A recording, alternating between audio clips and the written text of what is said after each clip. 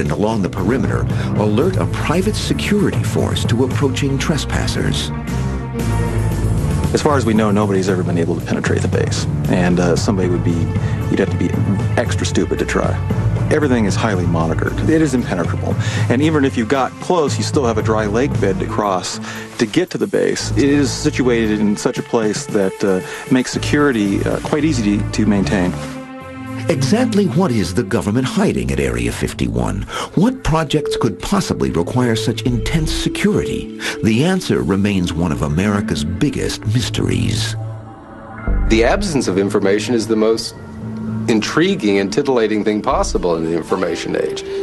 Speculation about the secret work being conducted there has become a cottage industry. Now you've got the conspiracy nuts out there who say that it's the headquarters for the New World Order. You've got the hopelessly gullible saucer nuts who say that there are underground bases and huge vats where our military is cooperating with aliens to build these hybrids. You got some of these folks who say this is where the milk carton kids are all taken away for horrible medical experiments. All sorts of people have all put their own veneer on Area 51.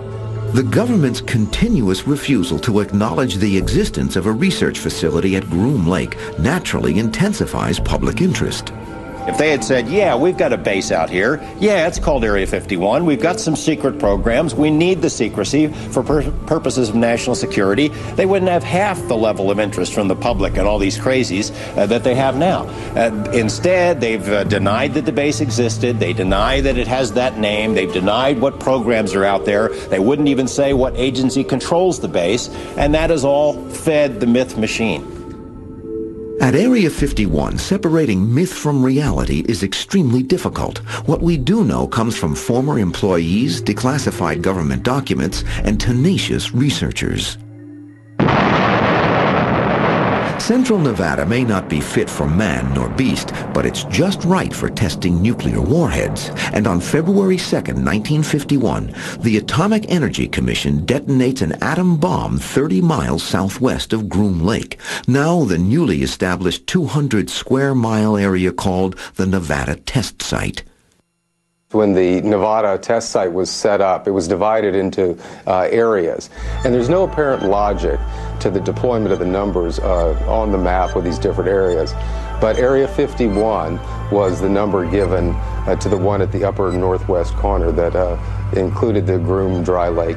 Between 1951 and 1954, Area 51 is just another uninhabited patch of desert on the grid of the Nevada test site.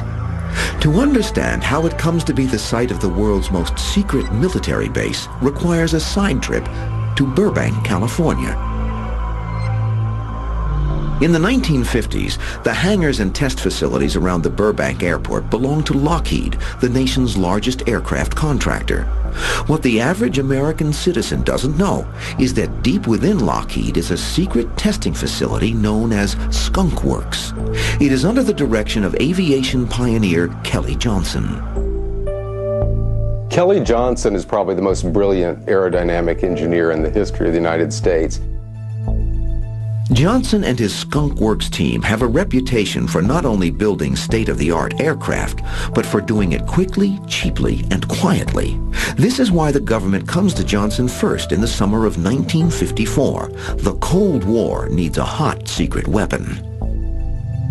The CIA came with this dramatic and immediate brief. We need an airplane that can fly over the Soviet Union, see what they're doing in the way of bombers and missiles and nuclear weapons, because there were not yet spy satellites, of course. Kelly Johnson's answer is to design the U-2, a long-range jet aircraft that can fly at 70,000 feet above the reach of radar. Work begins in the winter of 1954 on the new plane. 8 months later, Johnson's U-2 is ready for a test flight. Up until that time, he had tested all the aircraft up at Edwards, and it was clear that if this thing was going to be as secret as it had to be to work, they were going to have to find somewhere even more hidden a way to test it. Kelly Johnson, along with test pilot Tony LeVere, heads east to search for a new site.